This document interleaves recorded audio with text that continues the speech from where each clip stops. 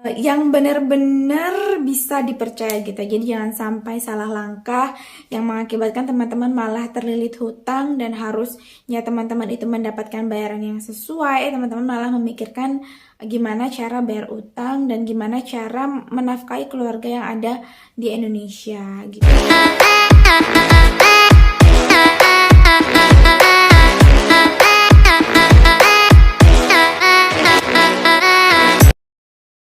Hey guys, I want to show you how to activate your translation on YouTube, and you can choose any language you prefer. Here we are. Okay, enjoy. Hi guys, welcome back to my YouTube channel. Apa kabar kalian semua? I hope you guys are feeling well. Jadi sebelumnya untuk teman-teman yang belum subscribe atau yang baru mampir ke YouTube channel aku, please don't forget to give a like, comment, subscribe, and turn on the notification. Oke teman-teman, jadi hari ini aku ingin membahas tentang berita yang lagi viral di Inggris tentang tenaga kerja Indonesia.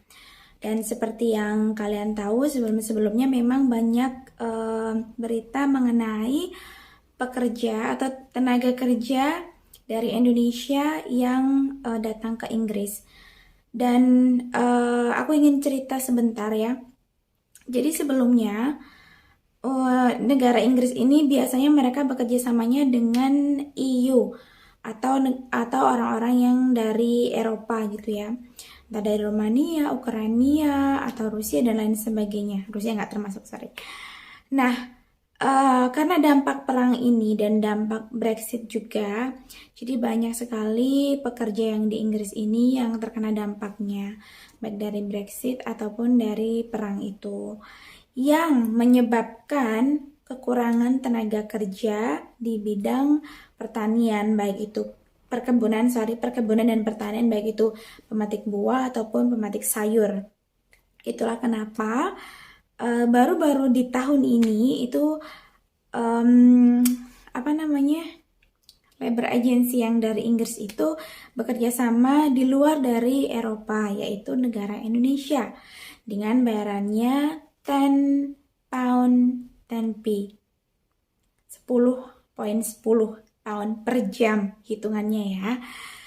Dan untuk itu sendiri biasanya sudah dijelaskan dari pihak agensinya. Nah, baru hari ini aku tuh kayak baca-baca berita gitu ya.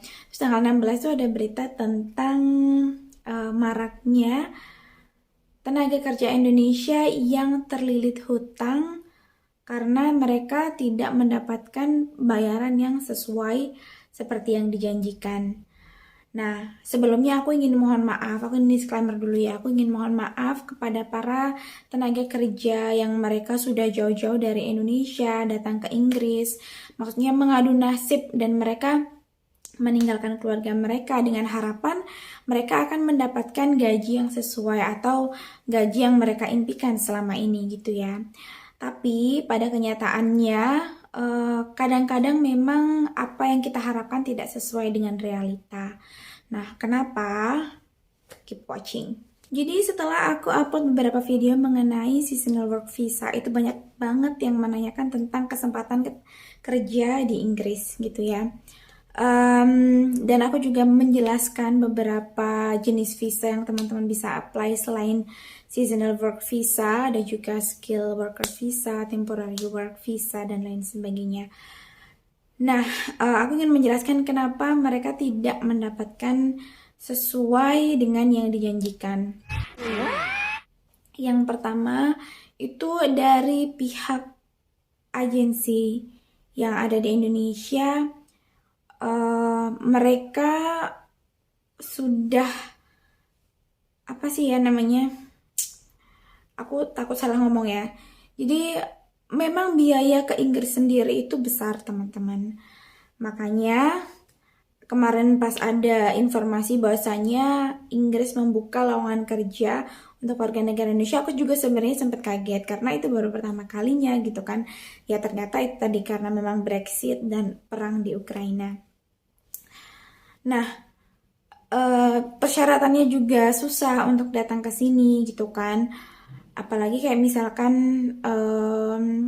biaya hidup di sini itu nggak murah gitu, mahal gitu ya, karena semua kayak bahan-bahan pokok gitu ataupun kayak tempat tinggal, biaya, pajak. Aku udah jelaskan di video aku sebelumnya mengenai biaya hidup tinggal di Inggris. Itu memang segitu gitu. Apalagi kalau misalkan teman-teman di sini apa namanya nggak punya pengalaman kerja sama sekali, itu memang agak susah gitu. Nah, karena memang biaya datang ke sini yang cukup mahal, kayak visa, terus ada healthcare surcharge, kemudian terus biaya hidup, tempat tinggal juga, itulah yang menyebabkan teman-teman atau tenaga kerja itu membayar cukup mahal untuk bisa datang ke sini. Dan pada saat datang ke sini ternyata untuk gaji yang mereka dapatkan itu tidak sesuai, karena kan harus dipotong dan lain sebagainya ya. Tidak sesuai dengan seperti yang mereka harapkan.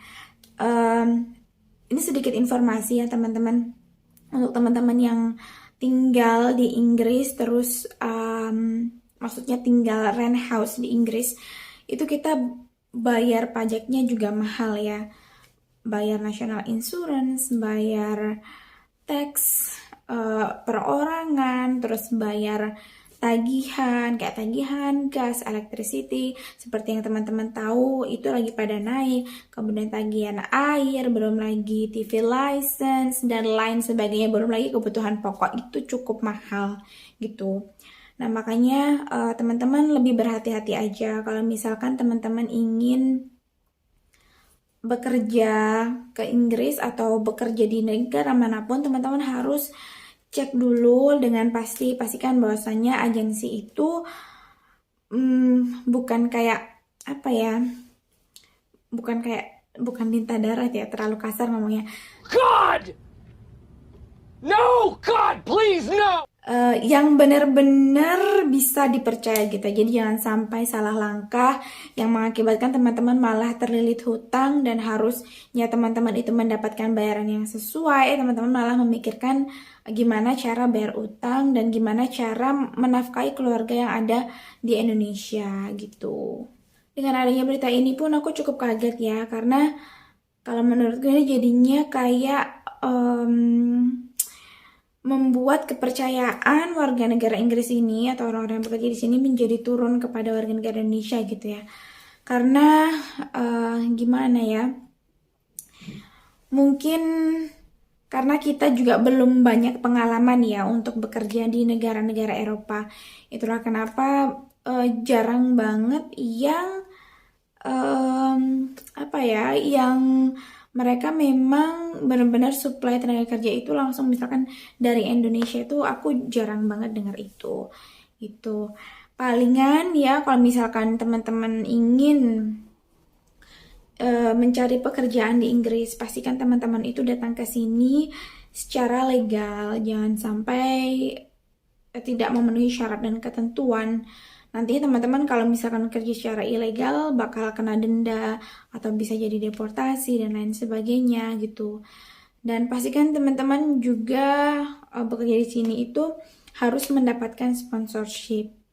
Karena sponsorship itu akan benar-benar sangat membantu ketika teman-teman sudah berhasil atau sukses untuk apply visanya dan datang ke sini, nanti semuanya akan lebih mudah gitu dibandingkan misalkan teman-teman nggak mendapatkan sponsorship. Nah itu sih ya curhatan, bukan curhatan sih, aku cukup miris mendengar berita itu. Jadinya aku pengen ngomong gitu ya, aku share di YouTube channel aku ini.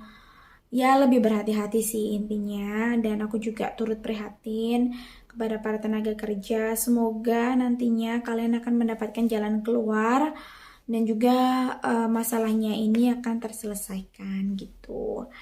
Dan untuk teman-teman jangan lupa juga mohon bantuannya untuk subscribe, like, dan share video aku.